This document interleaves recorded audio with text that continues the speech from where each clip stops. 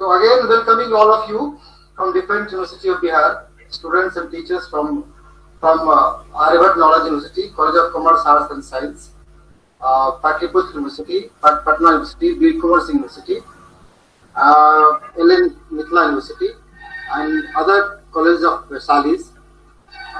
This is the second series of webinar we started here on this platform, Google Meet.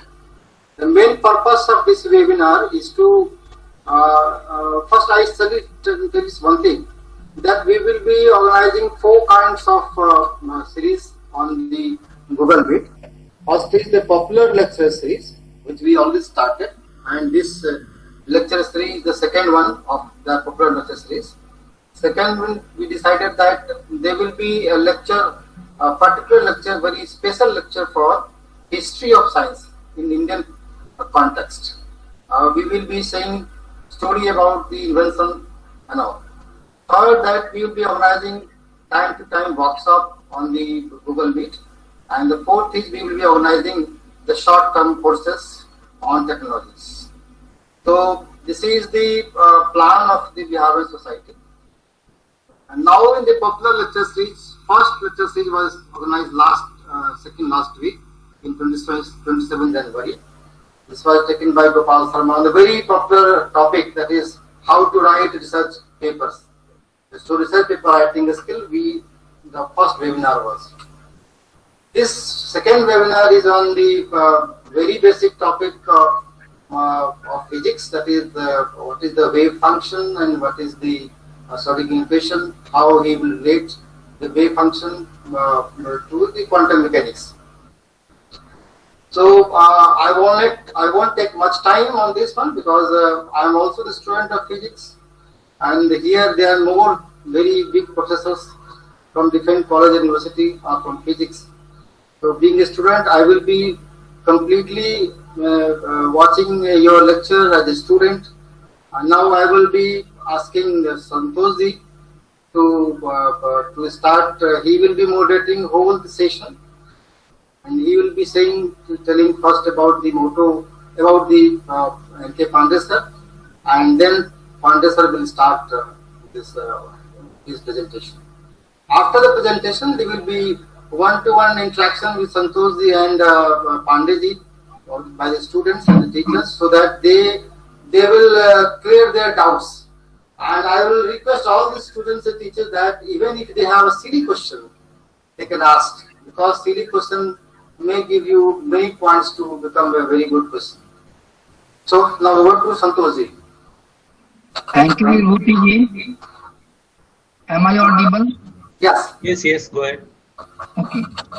So first of all, I welcome Professor Narendra Kumar Pandey on this platform on behalf of Bidens Development Society as well as on behalf of the University Fraternity of Bihar. Professor N.K. Pandey sir belongs to Bihar itself. He is a native of Bihar and presently working as professor in the Department of Physics, Lucknow University, one of the most prestigious universities of India. And his academics part, as far as his own academic part is concerned, he has been a very, very bright student of physics. His PhD is from IIT Delhi, and he is one of the noted researchers of India. As far as I know, he works on some kind of sensor in his laboratory at Lucknow University. And more than that, being a researcher is not a big achievement. There are so many researchers world over, but he is a nice gentleman. He is a very good social thinker. He is a philanthropic person. And apart from that, he possesses very high integrity and a stewardship of being a good administrator. So in that role also, I see Professor Pandey as a great personality of Bihar and from our country itself, from academia. Today, he is going to talk about wave function and Schrodinger's equation.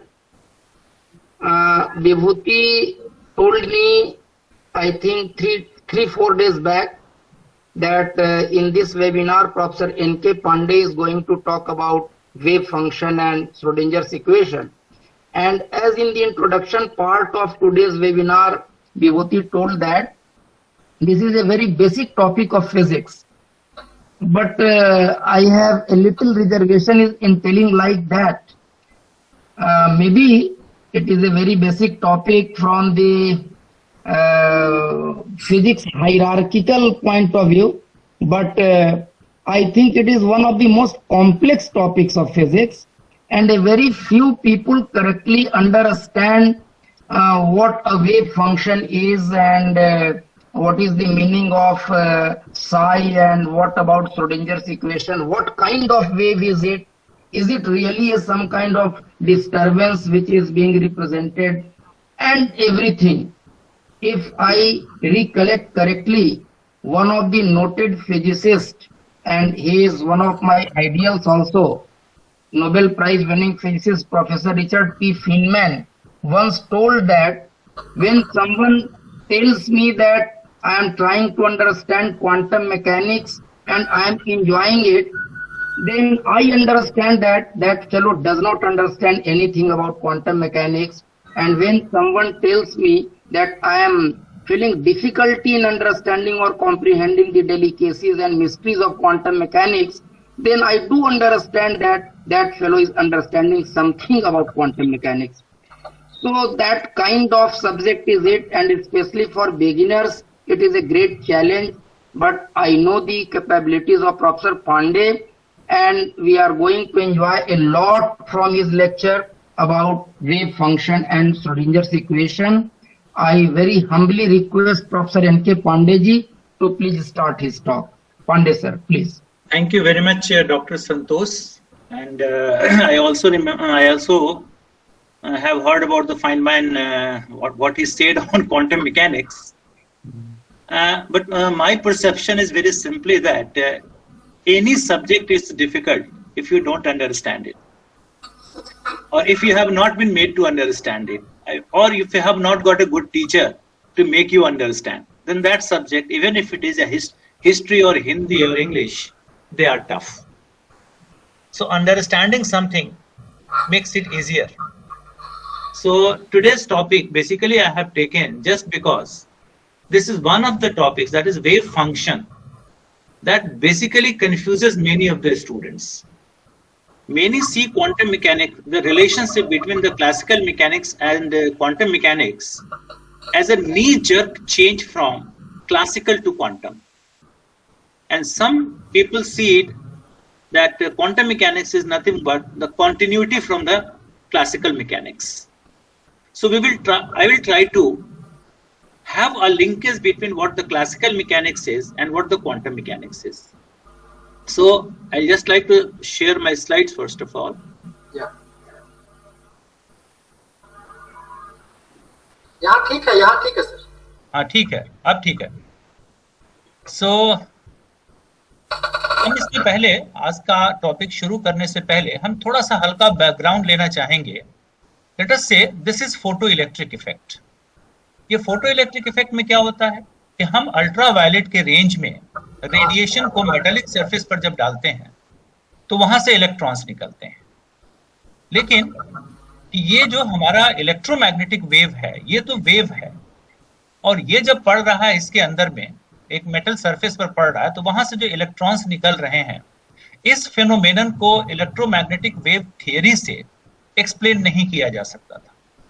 तो इसको explain करने के लिए जो theory आई, वो theory basically ये आई कि इन electromagnetic waves को फोटॉन्स या स्मॉल पैकेट्स ऑफ एनर्जी ये माना गया, इसको पार्टिकल की तरह एनर्जी को माना गया, स्मॉल पैकेट्स और बंडल्स ऑफ एनर्जी हैं जो कि जाकर के स्ट्राइक करते हैं अंदर के इलेक्ट्रॉन को और उसको बाहर निकाल पाते हैं. और यहाँ पर ये दिया गया, ये इक्वेशन आया hν is equal to hν nought plus T maximum, जहां hν नॉट इसका वर्क फंक्शन है, न्यू नॉट इसका थ्रेशोल्ड फ्रीक्वेंसी है, और hν जो हमारा एनर्जी है वो ये अल्ट्रावायलेट रेज का है. यानी फोटो इलेक्ट्रिक इफेक्ट को एक्सप्लेन करने के लिए इलेक्ट्रोमैग्नेटिक वेव का वेव नेचर नहीं, बल्कि इलेक्ट्रोमैग्नेटिक वेव या वेव का एक पार्टिकल नेचर यहाँ कंसीडर किया गया, तो हम एक्सप्लेन कर पाए फोटो इलेक्ट्रिक इफेक्ट। अब अगले स्टेप में हम अगर ये बात करें कि एक्सरेज के रेंज में इलेक्ट्रोमैग्नेटिक वेव को हम क्वासी फ्री इलेक्ट्रॉन टारगेट के ऊपर में जब डालते हैं, तो इसमें स्कैटर्ड फोटोन की वेवलेंथ ज्यादा मिलती है। तो ये भी एक चीज अगर एक्सप्लेन करने की हम कोशिश करें इलेक्ट्रोमैग्नेटिक वेव से, तो it will not be possible to explain it.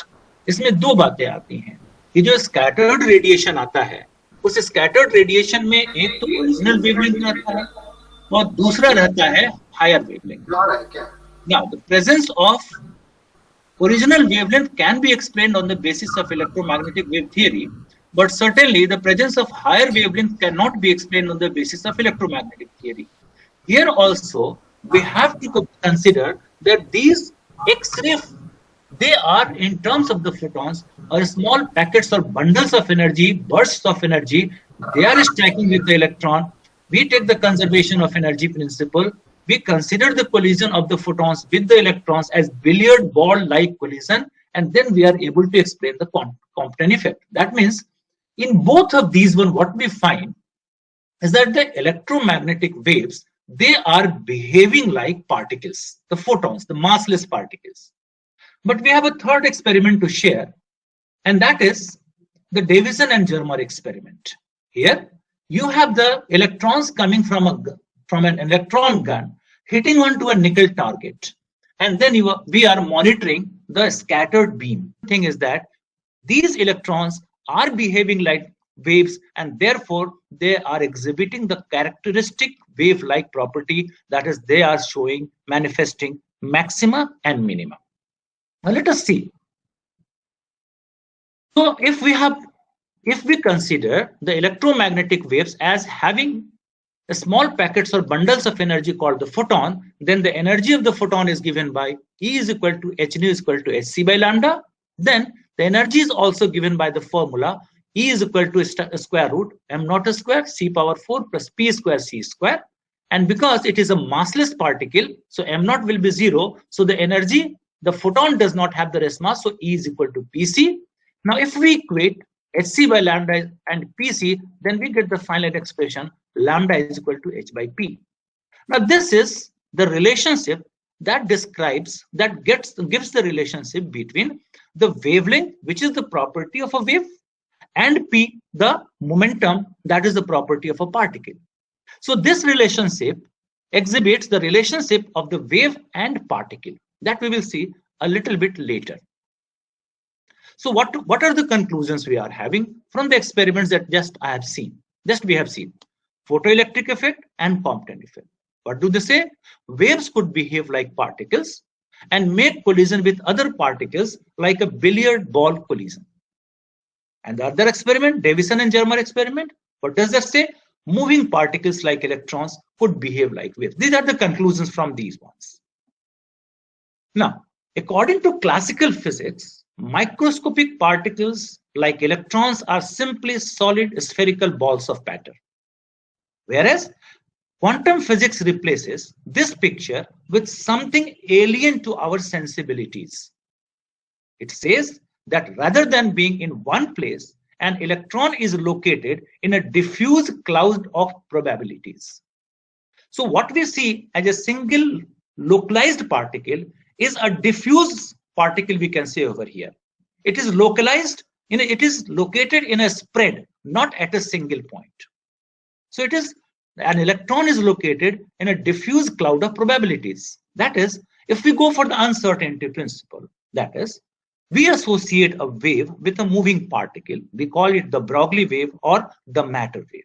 Naturally, if we have a wave associated with a particle, and if the wave is a broad one, naturally, the probability of locating the particle goes from here to here. That means the particle becomes more spread. Particle is not a spread, mind it.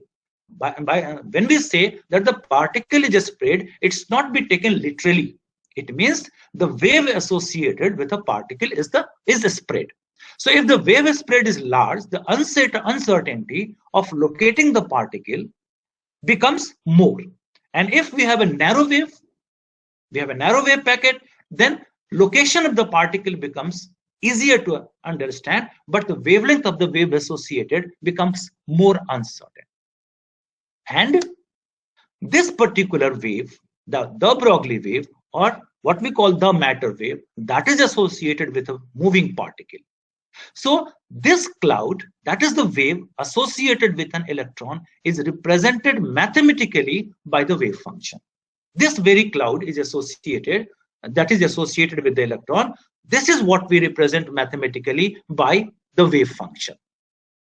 Now let us see wave function associated with de Broglie wave psi. Wave function is psi. There are certain questions. What is this wave? What kind of this wave function is? Just like in the beginning, Dr. Santosh pointed out, whether it is something like a displacement wave function or what it is, we do not know. We will try to build up it logically from one slide to the other to understand what really this psi is. Initially, let us understand it mathematically, that this wave function associated with the moving particle, or the Broglie wave or the matter wave, this wave function is complex. This is a complex, not a real quantity. So if it is complex, then psi must be equal to a plus ib. Then its complex conjugate, psi star, is equal to a minus ib, and its mod psi square is a square plus b square. Now, find it, there is one question. Now that is, this psi, mind it, this is a point function. It is a function of x, y, z in space. But modulus of psi square, that represents the probability. Now, question, this psi represents the probability of locating the particle at any point in space, x, y, z, at any instant of time t, as to where the particle is located and at what time we are looking at it. So psi is a function, and mind it, it is a specific function. It is a point function of that one. So whereas psi is, मेरे हाथ में control नहीं रहेगा, बस यही है, आप खाली बोल देंगे, ठीक है. तो यहाँ पर जो हमने बात की थी, नेक्स्ट वाला स्लाइड करिए. हाँ, नेक्स्ट और फिर कर दीजिए. यस, हाँ, यहाँ पर बस ठीक है, ये पूरा कर दीजिए, ये वाला. सो यहाँ पर हम लोग को ये देखना है कि हाँ, यहाँ हम लोग ये देखेंगे कि जो वेव फंक्शन साई हम एसोसिएट कर रहे हैं एक मूविंग पार्टिकल के साथ में, द मैटर वेव या द ब्रॉगली वेव, ये साई एक कॉम्प्लेक्स फंक्शन है. ना, ये साई कॉम्प्लेक्स फंक्शन है और ये सिंगल वैल्यू फंक्शन है, यानी ये स्पेसिफिक इसका वैल्यू होगा. लेकिन इस साई के जो प्रेडिक्शंस होंगे वो प्रोबेबिलिटी में होंगे. सो साई रिप्रेजेंट करता है probability of locating the particle in the wave packet, कि कहां वो मोर और लेस लोकेटेड हो सकता है. ना, बिकॉज साई कॉम्प्लेक्स है जबकि प्रोबेबिलिटी कॉम्प्लेक्स नहीं हो सकता है, इसलिए हम साई से प्रोबेबिलिटी को नहीं रिप्रेजेंट करके पार्टिकल के, हम मॉड साई से रिप्रेजेंट करते हैं, क्योंकि मॉड साई नेगेटिव भी नहीं है और कॉम्प्लेक्स भी नहीं है. मॉड साई, तो साई है wave function associated with a moving particle, but particle को लोकेट करने की प्रोबेबिलिटी जो है वो मॉड साई स्क्वायर से देते हैं, क्योंकि probability can neither be negative nor it can be complex. So Sai represents that wave function. Next please. Now मैं पिछला आगे चला गया, पिछला वाला.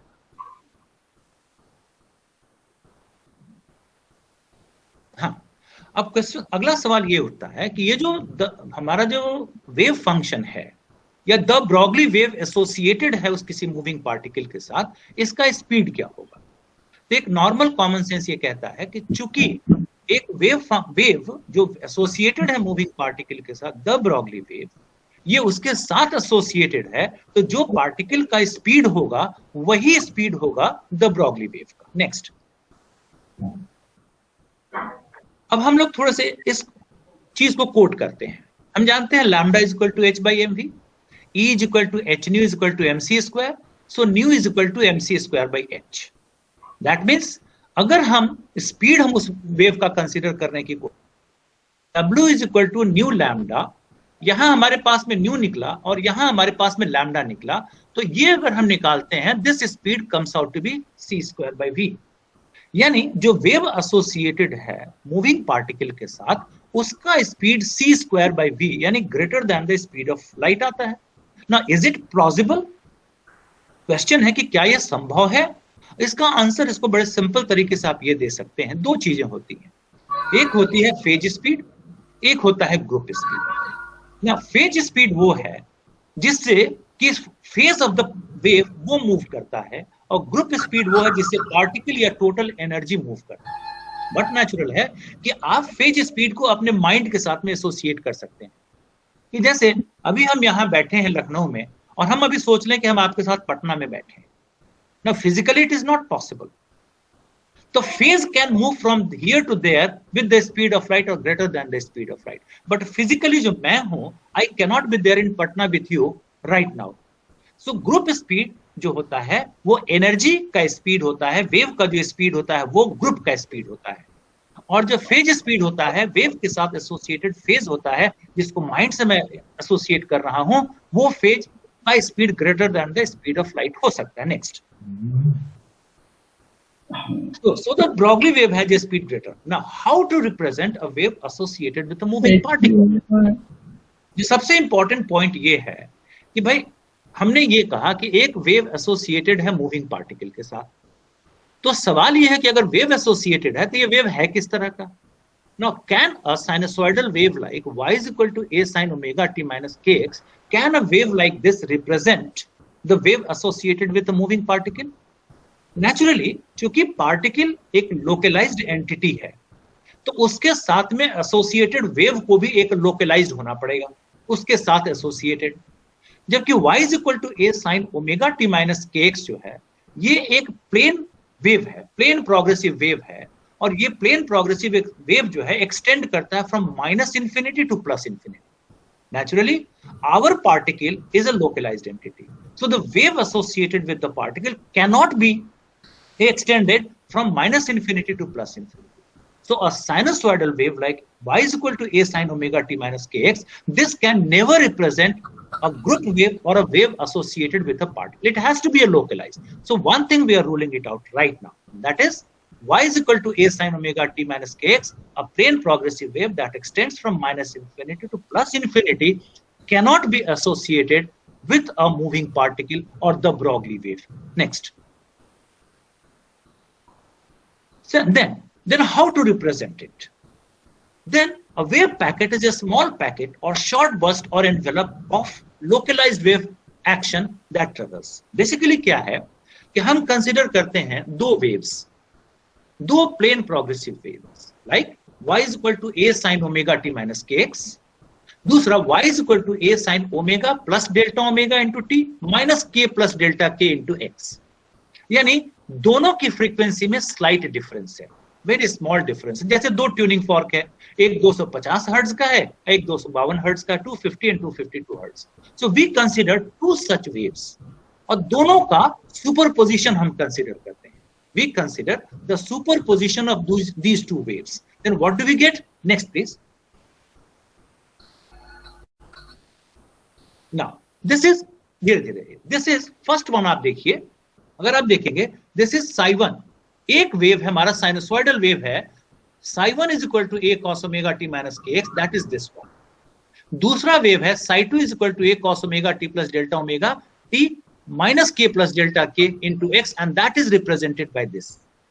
Now let us consider the superposition of these two waves. Next, please. Next. Yes, psi is equal to psi 1 plus psi 2 is equal to, this will be the mathematical expression out of the superposition of the two, and this will be the resultant psi 1 and psi 2 का superposition ये देगा. What do we notice? इन दोनों wave में slight difference of frequency. ये पहला है, ये दूसरा है, दोनों का सुपरपोजिशन ये है, दोनों का रिजल्टेंट ये.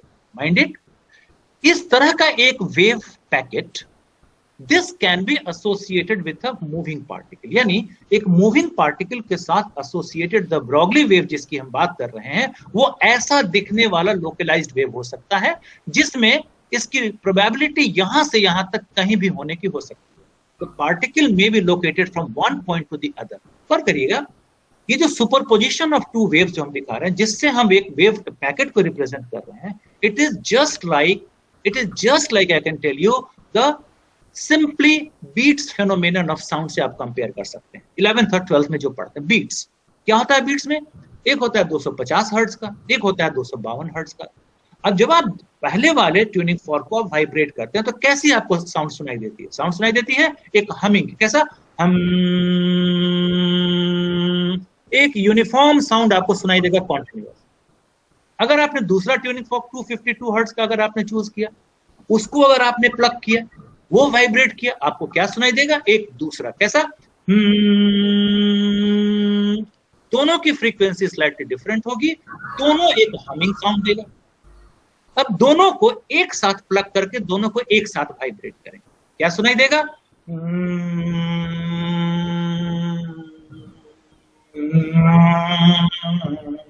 यानी साउंड वेरी करेगा जीरो से मैक्सिमम से जीरो। और अगर 2 हर्ट्ज का फ्रीक्वेंसी है, आप जानते हैं क्लास 11 12 के नॉलेज से कि 2 हर्ट्ज फ्रीक्वेंसी है तो 1 सेकंड में 2 बार मैक्सिमम 2 बार मिनिमम सुनाई देगा। एग्जैक्टली जो आप वहां पढ़ते हैं क्लास 11 12 में बीट्स का फेनोमेनन, यहां पर wave function associated with a moving particle उसी वाले एक्सप्रेशन से बनता है। और वो इसी तरह का आप देखिए यहां वहां भी इसी तरह का पैटर्न आता है 2 वेव के सुपरपोजिशन से। और ये बीच का जो पोर्शन हुआ यही रिप्रेजेंट करता है एक पार्टिकल के साथ एसोसिएटेड एक वेव का। अब यहां अंतर क्या है? अगर सिर्फ 2 वेव हैं और दोनों का सुपरपोजिशन होगा तो there will be multiple such wave packets, whereas एक पार्टिकल के साथ एसोसिएटेड एक ही वेव पैकेट हो सकता है। Then what is the solution? अगला सॉल्यूशन ये है कि in spite of 2 such plane progressive waves, we take an infinite number of such waves, each one differing from each other in frequency by only infinitesimally small, और उनका अगर superposition होगा तो ये मल्टीपल नंबर ऑफ पैकेट्स की जगह एक ही packet form होगा, only one packet will be formed. So how is the waveform formed? Associated with the Broglie wave by the superposition of infinite number of such waves, each one differing from each other only slightly in frequency and in wave number k. Now next, now यहां आप देखिए उसी चीज को आप देख रहे हैं बीट्स को। This is one such wave, this is another wave, and दोनों के सुपरपोजिशन से ये मिला। If infinite number of such waves are there, आपको एक सिंगल वेव पैकेट मिलेगा। ये फर्क है, बिल्कुल बीट्स का फेनोमेनन है। Next please. Yes, 2 waves with slightly different frequencies traveling with the same speed, the resulting wave travels in the same direction and with the same speed as the 2 component waves. Local amplitude of resultant depends on whether the 2 individual waves have the same or opposite phases. The beat wave oscillates with the average frequency and its amplitude envelope varies according to difference of frequency.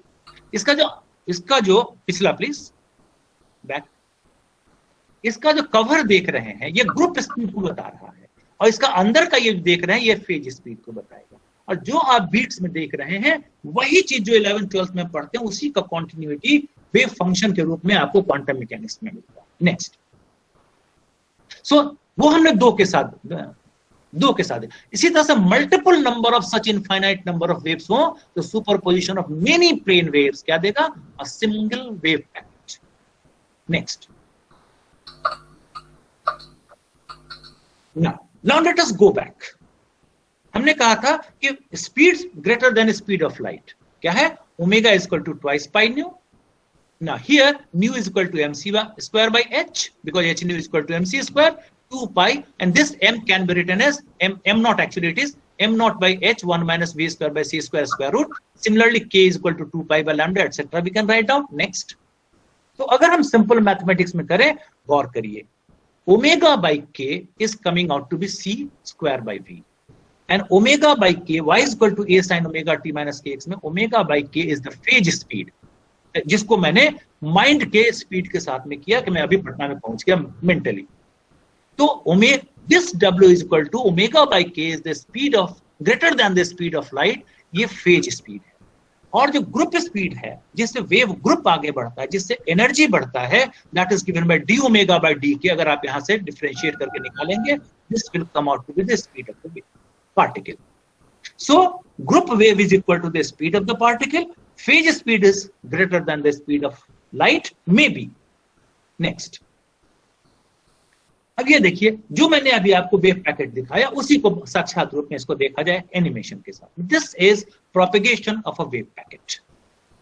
यानी जब particle जब जाने, पीछे चलिए पीछे, जब particle आगे जा रहा है उसके साथ एक एसोसिएटेड जो वेव है, ये पार्टिकल जा रहा है, इसके साथ एसोसिएटेड वेव ग्रुप ये पार्टिकल यहां से यहां तक कहीं भी लोकलाइज हो सकता है। Probability of finding the particle can be anywhere from one end of the wave packet to the another. तो वन थिंग इज क्लियर कि जब हम वेव पैकेट की बात करते हैं, वेव पैकेट के साथ एसोसिएटेड वेव फंक्शन साई की बात करते हैं, तो ये psi is the resultant of the superposition of an infinite number of such waves, each one differing from each other in frequency only slightly, in wave number के only slightly. This is what we are meaning over here. Next, now what are the properties of the wave function? Now these are all in the textbooks. Number one, it should be normalized, यानी इसके probability को हम normalise कर सकते हैं। Probability can never be greater than 1। So mod Sai square dx integrated from minus infinity two plus, जहां से जहां तक वेव स्प्रेड होगा, ये नॉर्मलाइजेशन कंडीशन के अनुसार mod Sai square dx is 1। Sai contains all the information about the particle. Beauty of this point is that, क्या है, आपके पास एक श्रोडिंगर इक्वेशन होता है जो कि बाद में आएंगे। श्रोडिंगर इक्वेशन का सॉल्यूशन आपको एक साई मिलता है, वेव फंक्शन मिलता है, और इस साई की खूबी क्या है, उस पार्टिकल के साथ एसोसिएटेड जितना भी इंफॉर्मेशन है वो सारा इंफॉर्मेशन इस वेव फंक्शन साई में। पार्टिकल का स्पीड क्या है, पार्टिकल किस डायरेक्शन में जा रहा है, कितना उसका एनर्जी डेंसिटी है, कितना उसका करंट डेंसिटी है, any such information about the particle is inherent there in the wave function psi. So psi contains all the information about the particle. It must be a solution of Schrodinger equation, must be continuous function of x, and the slope of the function x must be continuous. These are all enumerated in any textbook. You will see that these are the properties of the wave function. Next. Yes. अब हम सवाल ये है, mathematical expression of the wave associated with a particle. अभी हमने देखा physically कि एक पार्टिकल के साथ, फ्री पार्टिकल के साथ एसोसिएटेड एक जो वेव है, जो वेव फंक्शन है, वो वेव द ब्रॉगली वेव एक वेव पैकेट के रूप में है। और कैसे वो फॉर्म होता है, सुपरपोजिशन से। अब अगला सवाल आता है कि उसको मैथमेटिकली कैसे हम रिप्रेजेंट कर सकते हैं। एक प्लेन वेव का जो y = a sin omega t minus kx को हम ऐसे भी लिख सकते हैं। इसका अगर आप ऊपर से अगर आप ले लेंगे यहां से, तो ये सिंपली y = a, इसका रियल पार्ट अगर लेंगे तो cos omega t minus x by v आएगा, या साइन में आप ले सकते हैं। तो इसका रियल पार्ट जो है आपको वही साइन फंक्शन या कोसाइन फंक्शन दे देगा। तो psi can be written as psi = a exponential minus i omega t minus x by v। Psi = omega को minus twice pi into nu में ब्रेक कर दिया, न्यू को अंदर हम ले गए, तो न्यू जब अंदर ले गए तो v बाई न्यू हो गया lambda. Next, E = h nu = हम इसको लिख सकते हैं h nu को 2 pi h cross nu also. So lambda is equal to h by p, that means twice pi h cross by p. So this psi में अगर हम यहां से वापस रखें तो this psi can be represented as psi is equal to a exponential minus i by h cross et minus px.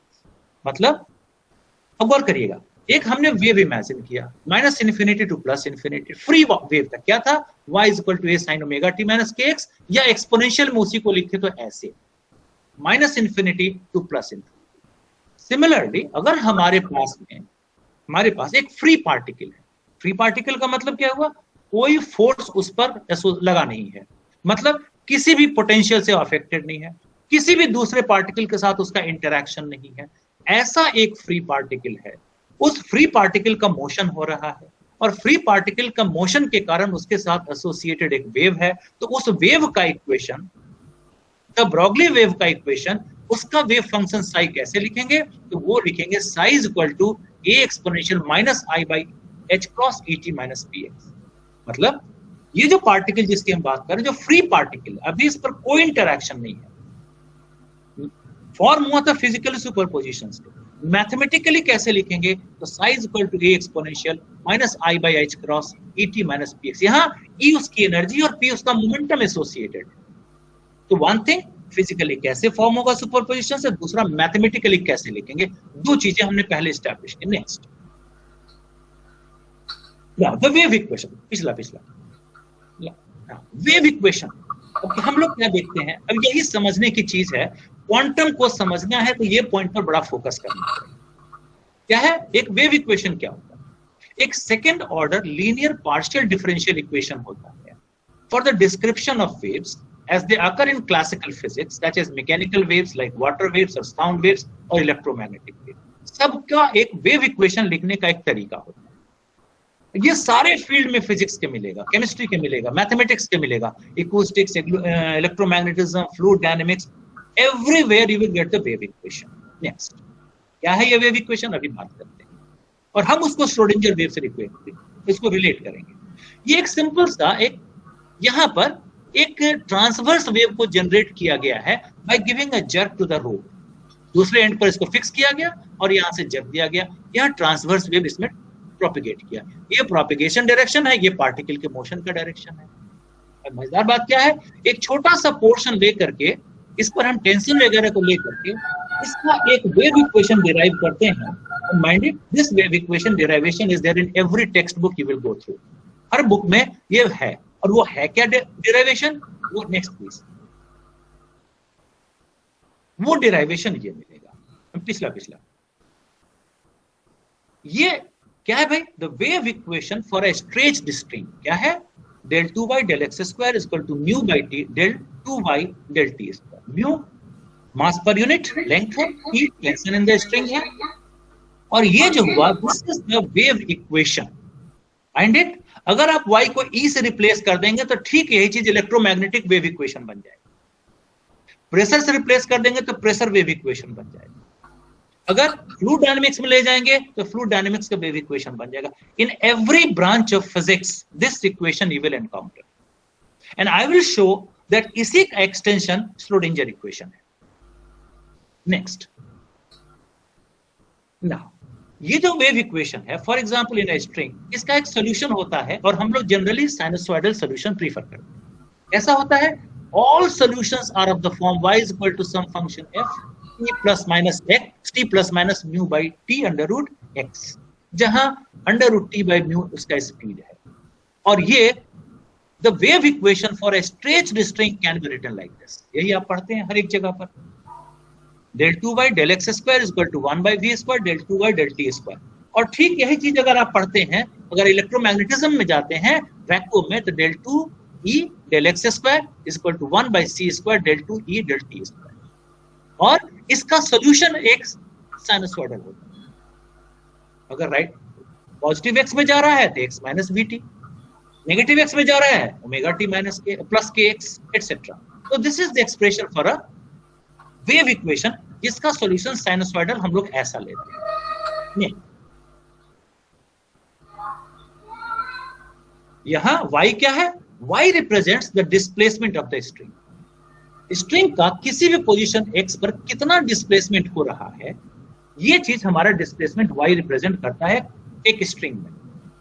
And that you can see from here, एक red point को देखिएगा, ये ऊपर अपनी ही जगह पर ऊपर और नीचे ऑसिलेट कर रहा है, whereas the wave is going to the right, and this is how we define the wavelength in a wave, transverse wave। बिल्कुल सिंपल वे में देखिए, y represents, हमने क्या किया, हमने दिखाया एक वेव इक्वेशन, उसका सॉल्यूशन मिला y is equal to a sin omega t minus kx, और वो हमने यहां लिखा। y क्या है, पार्टिकल का displacement eight x position in the y direction जो हुआ वो y रिप्रेजेंट करता है। तो y यहां का वेव फंक्शन एक तरह से, और ये हमने दिखाया एक ट्रांसवर्स वेव जाता हुआ, दोनों में करस्पॉन्डेंस आप देख सकते हैं। अपनी ही जगह पर पार्टिकल ट्रांसवर्स में ऑसिलेट कर रहा है, and how we measure the wavelength that is shown. ठीक है, नेक्स्ट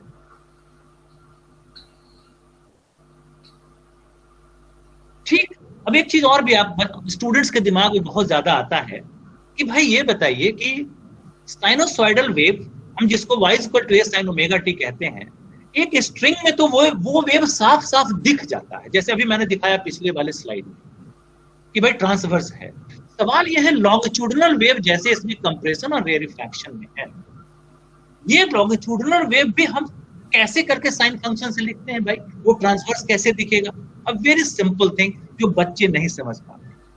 जब मैं क्लास में पूछता हूं कि ये बताओ साइन वेव का मतलब क्या होता है, क्या साइन वेव का मतलब है कि वेव ऐसे ऐसे चलेगा, तो इसलिए उसको साइन वेव कहते हैं। तो मैं बता दूं कि 60-70% बच्चे क्लास में यही कहते हैं, हाँ सर वेव जो है साउंड वेव वो ऐसे ऐसे चलता है इसलिए उसको साइन वेव कहते हैं। तो मैं उनसे क्लास में पूछता हूं कि इसका मतलब ये है कि मैंने कहा और साउंड वेव मेरा ऐसे ऐसे जा रहा है, तो किसी के कान के नीचे से जा रहा है, किसी के कान के ऊपर से, और किसी के तो सर के ऊपर से जा रहा है, तो सबको कैसे सुनाई दे गया? तो लॉन्गिट्यूडिनल वेव और ट्रांसवर्स वेव दोनों को साइन वेव से हम लिखते हैं। भाई कैसे लिखते हैं? इसका बड़ा सिंपल तरीका है, मैंने अपने वेव मोशन के लेक्चर जो अपलोड किए हैं उसमें बड़े अच्छे से ब्रेक करके मैंने दिखाया है कि कैसे करके डिस्प्लेसमेंट अलोंग एक्स एक्सिस को वाई एक्सिस पर जब प्लॉट करते हैं तो वो एक ग्राफ बनता है जो ट्रांसवर्स बनता है। तो ये एक लॉन्गिट्यूडिनल वेव है। माइंडेड, यहां भी वेव इक्वेशन वही होगा, del 2y del x square is equal to 1 by v square del 2y del t square, और यहां भी वेव का जो इक्वेशन होगा y is equal to a sin omega t minus 8 होगा। जो चीज यहाँ कंप्रेशन और रेरिफैक्शन से दिखाया है हमने, वो चीज यहाँ पर रेडनेस से हमने कंप्रेशन को दिखाया है, और जैसे जैसे ब्लू की तरफ जाएंगे वैसे वैसे कंप्रेशन जो है वो रेरिफैक्शन में बदलता जाएगा। तो ये हमने दिखाया आपको लॉन्गिट्यूडिनल वेव जो अगेन उसका उसी वेव फंक्शन का वेव इक्वेशन का सॉल्यूशन है, और यहाँ पर ये लॉन्गिट्यूडिनल वेव का डिस्प्लेसमेंट शो कर। Beautiful things are there. Next,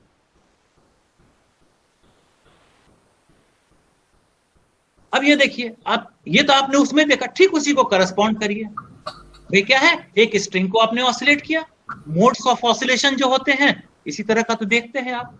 जब एक लूप बनता है फ्रीक्वेंसी लिखते हैं n is equal to 1 by 2l under root t upon m। तो अगर 2 लूप बनता है जैसे, तो आप लिखते हैं 2 upon 2l into under root t upon m। इस तरीके से डिफरेंट मोड्स ऑफ ऑसिलेशंस आते हैं। माइंडेड, वेव इक्वेशन के सारे solutions, all of these are solutions of the wave equations, whether that is a plane progressive wave, that is a stationary wave, they are the beats phenomenon, they are circular waves, or any kind of such waves, all of them are solutions of the same wave equation, depending on कि क्या boundary condition है, solution अलग अलग मिलेगा, but basis वही है wave equation। next, अब ये देखिए, एक इलेक्ट्रोमैग्नेटिक वेव को मैंने दिखाया है। मैं करस्पॉन्डेंस दिखाना चाहता हूं कि जो आपने आज तक पढ़ा है वही चीज क्वांटम मैकेनिक्स में।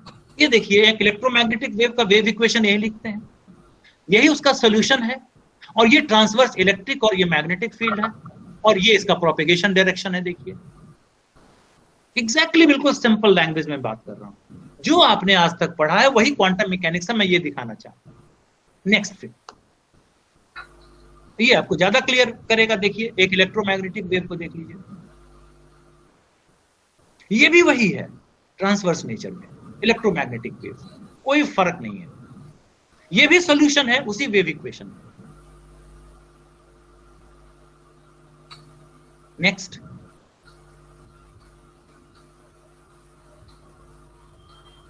Now let us come back to quantum mechanics. अभी हमने सिर्फ मैकेनिक्स पढ़ा, इलेक्ट्रोमैग्नेटिज्म पढ़ा, अब हम थोड़ा क्वांटम मैकेनिक्स की बात करें। भाई इन quantum mechanics wave function psi corresponds to displacement y of wave motion in a string or in the oscillating electric or magnetic vector in the electromagnetic wave। जो ट्रीटमेंट आप वहां y को दे रहे थे, प्रेशर वेरिएशन को दे रहे थे, electric field oscillation को दे रहे थे, प्लीज क्वांटम मैकेनिक्स में psi को भी वही ट्रीटमेंट दीजिए। ये वैसा ही वेव फंक्शन इसको ट्रीट करके आगे बढ़िए जैसा y को, e को, h को, p को आपने दिया है। तो क्वांटम मैकेनिक्स में वेव फंक्शन psi आपकी समझ में आ जाएगा। अब फर्क क्या है, चूंकि हम क्लासिकल में थे तो हर चीज वहां रियल था, हम क्वांटम में आया है तो यहां पर psi कॉम्प्लेक्स। साइज कॉम्प्लेक्स, यही डिफरेंस है। अदरवाइज वही वेव फंक्शन जो आपने देखा था वही वेव फंक्शन है। और गौर करिएगा, जो श्रोडिंगर इक्वेशन आप लिखते हैं वही wave equation del 2 by del x square का दूसरा रूप। Wave function psi represents the probability, पिछला हाँ वेव पिछला ही वाला दे दीजिए। Wave function psi represents the probability of locating a particle in a space at the point x, y, z at the instant of time t. Psi is a complex function. It can be positive or negative. However, probability can neither be complex or negative. Hence, probability density mod psi square is defined so that this quantity is always positive whether psi is complex or negative. Next, please. A wave function in quantum physics is a mathematical description of the quantum state of an isolated quantum system. According to superposition principle of quantum mechanics, wave functions can be added together and multiplied by complex numbers to form new wave functions. These are the properties. A wave function behaves qualitatively like other waves. A wave function behaves qualitatively like other waves such as water waves or waves on a string, because the Schrodinger equation is mathematically, here is the key, Schrodinger equation is mathematically a type of wave equation. A type of wave equation जो आपने वहां पढ़ा। हमारी आदत क्या होती है, हम कंपार्टमेंटलाइज्ड स्टडी करते हैं। क्या अच्छा ये एनर्जी, अरे ये तो मैकेनिक्स में हमने पढ़ा था, सरफेस टेंशन में एनर्जी पढ़ा था, पोटेंशियल एनर्जी। अच्छा ये वाला, ये तो हमने पढ़ा था उसमें सिंपल हार्मोन। अच्छा ये वाला हमने पढ़ा है भाई वेव्स में, और ये एनर्जी तो यार हमने इलेक्ट्रोमैग्नेटिज्म में पढ़ा। हर जगह एनर्जी को पढ़ा अलग अलग। अरे भाई हर जगह जब आप पोटेंशियल एनर्जी पढ़ते हो बेसिक कॉन्सेप्ट सेम होता है, सेम कॉमन फंडामेंटल का थ्रेड एक पॉइंट से दूसरे पॉइंट तक रन करता है। अगर आपने पोटेंशियल एनर्जी को सही ढंग से क्लास 11 में सीख लिया तो चाहे वो इलेक्ट्रोमैग्नेटिज्म हो, चाहे वो ग्रेविटी हो, चाहे वो इलेक्ट्रोमैग्नेटिक फील्ड हो, कहीं भी कंजर्वेशन ऑफ एनर्जी प्रिंसिपल वही रहता है, पोटेंशियल एनर्जी का कॉन्सेप्ट वही रहेगा, फॉर्मूले में थोड़ा बहुत दाएं बाएं होगा। A wave function behaves qualitatively like other waves such as water waves or waves on a string, because the Schrodinger equation is mathematically a type of wave equation. This explains the name wave function and gives rise to wave particle. इसीलिए इसका भी नाम wave function डाला गया, क्योंकि वही E से को रिजेंबल करता है, और wave equation जो हमारा Schrodinger का है ये वही wave equation का दूसरा रूप है। Next, since the wave function is complex valued, only its relative phase and relative magnitude can be measured. Its value does not in isolation tend. अगर आप इसका वैल्यू निकालने की कोशिश करिएगा, कॉम्प्लेक्स फंक्शन है, आपको कुछ नहीं मिलेगा। गौर करिएगा, one has to apply quantum operator to find out eigen values. इससे हम निकालते हैं अलग मैथमेटिक्स से। Next please.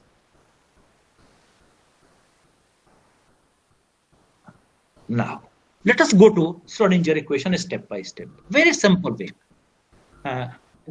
The mathematical expression for the wave equivalent of a free particle of total energy and momentum p moving along x-axis, जो अभी थोड़ी देर पहले मैंने एक फ्री पार्टिकल का वेव फंक्शन निकाला था, वो ये रिप्रेजेंटेशन है।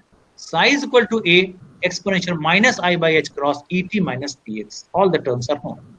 For a particle subjected to, अब ये गौर करिएगा फ्री पार्टिकल का है, अगर इसको किसी फोर्स से इंटरैक्ट करें तो एक इंटरैक्शन पोटेंशियल आएगा। For a particle subjected to some force, a second order differential equation is proposed and formulated, which is then applied spatial. क्या भाई, हमने इसको डिफरेंशिएट किया दो बार x के रेस्पेक्ट में, एक बार हमने टाइम के रेस्पेक्ट में डिफरेंशिएट किया, इसी को हमें ये मिला, हमें ये मिला।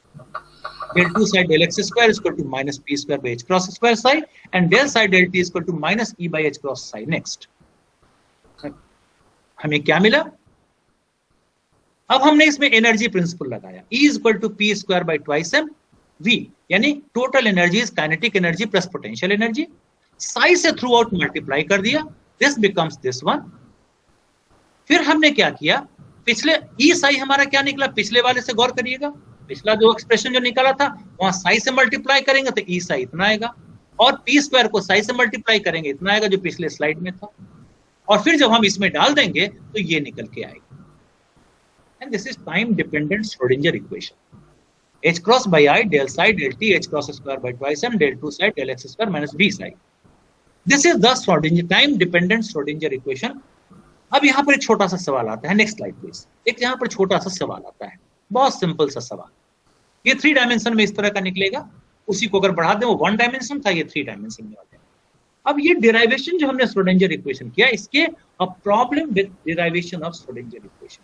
क्या प्रॉब्लम है भाई? हमने तो शुरुआत किया था एक स्पेशल केस से कि हमारे पास वेव फंक्शन था किसका, एक फ्री पार्टिकल का, और हमने श्रोडिंगर इक्वेशन डिराइव कर दिया उससे, जो हर तरह के पार्टिकल के साथ में जिस पर इंटरेक्शन हो रहा हो, जिस पर फोर्स लग रहा हो, सबके लिए एप्लीकेबल श्रोडिंगर इक्वेशन लगा दिया हमने।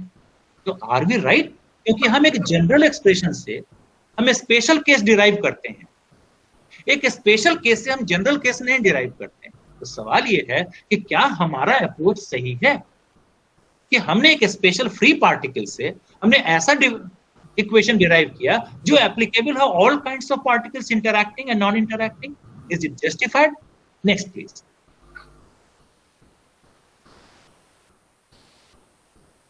नाउ अब इसमें क्या है, वेरी सिंपल। क्वांटम मैकेनिक्स क्या कहता है?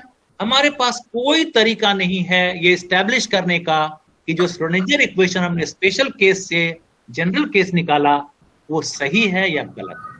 हमारे पास कोई जरिया नहीं है क्वांटम मैकेनिक्स में कि वो हम प्रूव कर पाए कि हमने जो मेथड अडॉप्ट किया वो सही है, हमने जो मेथड अडॉप्ट किया वो गलत है। नहीं मालूम क्या है, हमारे हाथ में क्या है कि हम श्रोडिंगर इक्वेशन को एज इट इज मान लें, पोस्टुलेट करें, इसको अलग अलग तरह के प्रॉब्लम्स में अप्लाई करें, उसका वेव फंक्शन निकालें, वेव फंक्शन से हम सिस्टम के बारे में जानकारी प्राप्त करें।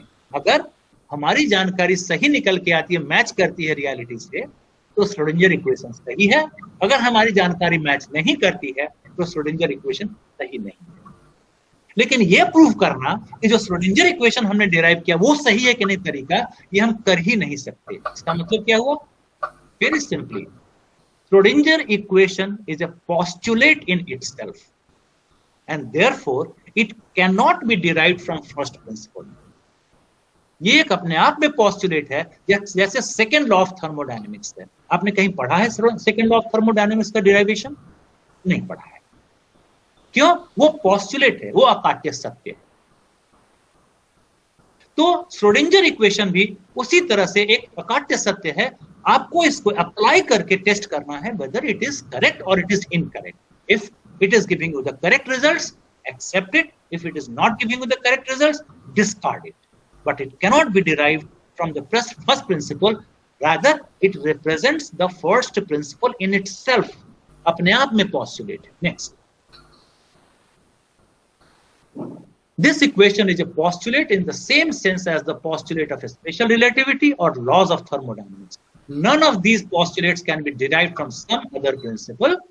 Each principle is a fundamental generalization equally valid as the empirical data it is based on. Next. ये कुछ भ्रांति है। अरे मैंने देखा है कई जगह के क्वेश्चन पेपर में डिराइव श्रोडिंगर इक्वेशन। अरे भैया डिराइव ही नहीं कर सकते उसको, इट इज अ पोस्टुलेट। और जो मैंने डिराइवेशन दिखाया वो डिराइवेशन अपने आप में सही नहीं है, क्योंकि हमने एनर्जी प्रिंसिपल से दिखा, और एनर्जी प्रिंसिपल अपने आप में एक पोस्टुलेट है, total energy conservation. So what do we have? Form of Schrodinger equation will depend on physical situation. वो था time dependent था, so time dependent Schrodinger equation can be written like this. अब आप खुद देख लीजिए इसको। Next point, next please. General time dependent, independent. हाँ, next one. Next कर लीजिए। Time independent Schrodinger equation, जो हमारे हम इंटरेस्टेड होते हैं स्टेडी स्टेट सोल्यूशन में। और ये भी गौर करिए एक सेकेंड ऑर्डर डिफरेंशियल इक्वेशन, ठीक है। ये हमारा जब हम टाइम फंक्शन को निकाल देते हैं, हर बुक में लिखा हुआ, इसलिए मैं इसके डिटेल्स में नहीं जाऊंगा, कि हम अगर उसमें से टाइम वेरिएशन निकाल देते हैं तो स्टेडी स्टेट हमारा आता है श्रोडिंगर इक्वेशन, जिसको टाइम इंडिपेंडेंट कहते हैं। और चूंकि हम स्टेडी स्टेट सोल्यूशन में बिलीव करते हैं, हमेशा सोल्यूशन पर जाते हैं, इसलिए यही इक्वेशन हमेशा यूज होता है। ध्यान रखिए, यही इक्वेशन हमेशा use. Next,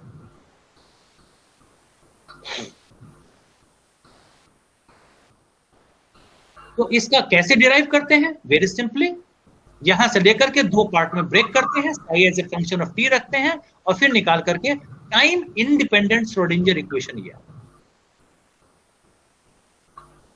time independent Schrodinger. It is also a second order differential equation just like a wave equation। ये उस तरह का है, गौर करिए डेल टू साई डेल। अब इसमें क्या हुआ, टाइम हटा दिया गया है, तो Sai is a function of x या 3 डायमेंशन में एक्स वाई जेड का, ठीक है।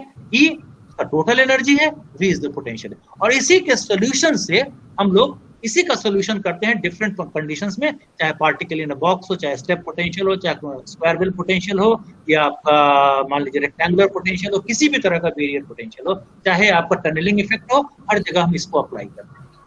तो this is time independent Schrodinger equation. Next. Now, in quantum mechanics, the analog of Newton's law is Schrodinger equation. Here is the statement. जो importance classical mechanics में problems को solve करने में Newton's law का है, वही importance quantum mechanics में Schrodinger equation को solve करने। Schrodinger equation has turned out to be completely accurate in predicting the results of experiments. To be sure, we must keep in mind that the equation can be used only for non-relativistic problems. ये relativistic problem के लिए नहीं है।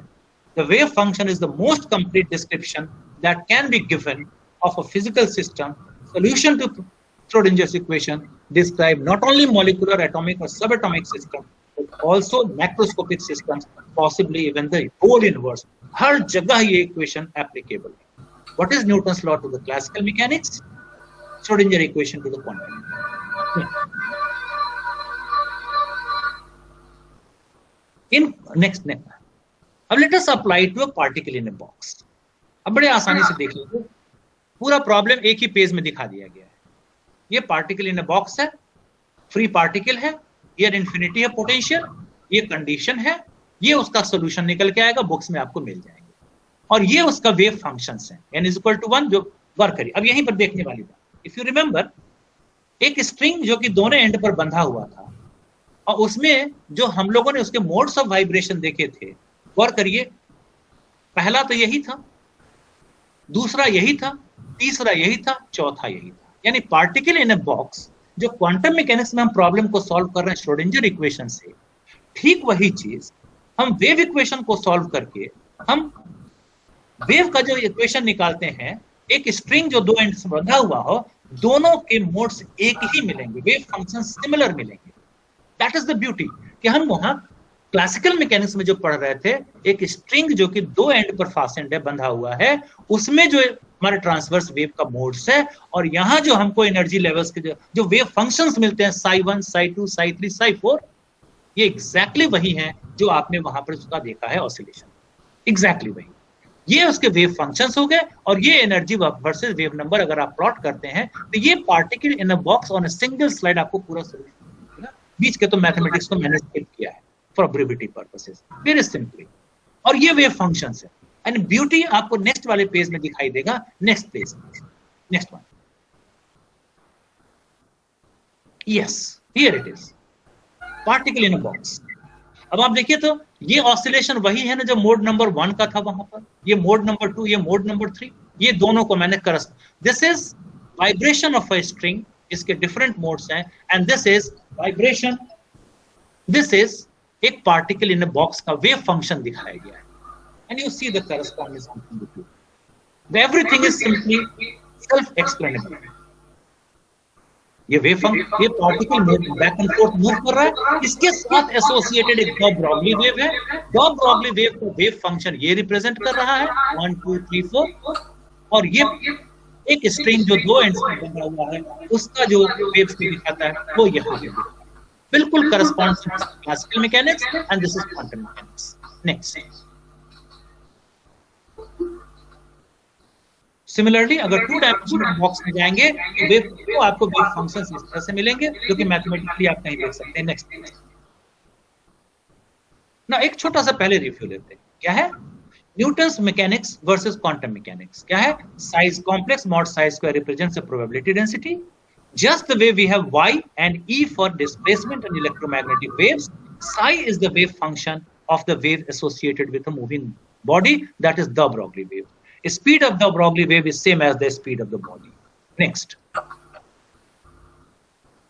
Psi is formed by superposition of infinite number of sinusoidal waves differing from each other by delta omega delta k. A wave called the matter wave or the Broglie wave is associated with moving particle leading to uncertainty in the. इसका मतलब क्या हुआ?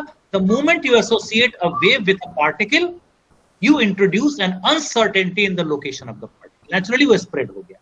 जैसे ही आप एक wave, uncertainty principle था Heisenberg का, uncertainty principle जैसे ही आपने कहा भाई एक पार्टिकल लोकलाइज था, आपने कहा इसके साथ एक वेव एसोसिएटेड, भाई जहां से जहां तक वेव एसोसिएटेड है उतनी अनसर्टेनिटी पार्टिकल के लोकेशन में अपने आप आ गई. Now psi is the solution of the Schrodinger equation. Schrodinger equation is in itself a postulate, अपने आप में अकाट्य सत्य है, like the theory of special relativity or the laws of thermodynamics. Next. ये एक छोटा सा है, ये आए तो थे हम क्वांटम मैकेनिक्स के चक्कर, किसी और चक्कर में कॉलेज पढ़ लेंगे तो आपको ज्यादा समझ में आएगा कि हम आए तो थे किसी और चक्कर में कॉलेज में पढ़ने के लिए, गलती से हम क्वांटम मैकेनिक्स पढ़ने लग गए और ऐसे फंसे कि क्वांटम मैकेनिक्स में ही रह गए. You can read it. Next इसके बाद वाला भी आप दिखाइए. नेक्स्ट. यस, तो एक दो चीजें मैं आपको सेपरेटली बताऊं. पिछला पेज. एक दो चीजें मैं सेपरेटली बताना चाहता हूं. That is very interesting and very proud to be an Indian. Schrodinger equation में जो श्रोडिंगर ने इन बातों को लिया, वेव पार्टिकल ड्युअलिटी का जो प्रिंसिपल क्रिएट किया, इसका आपको पता है कि इसका बेसिक इंस्पिरेशन कहां से आया था? अगर आप श्रोडिंगर के लाइफ को पढ़ें और हाइजेनबर्ग के बारे में आपको एक बात पता होनी चाहिए कि हाइजेनबर्ग ने जब uncertainty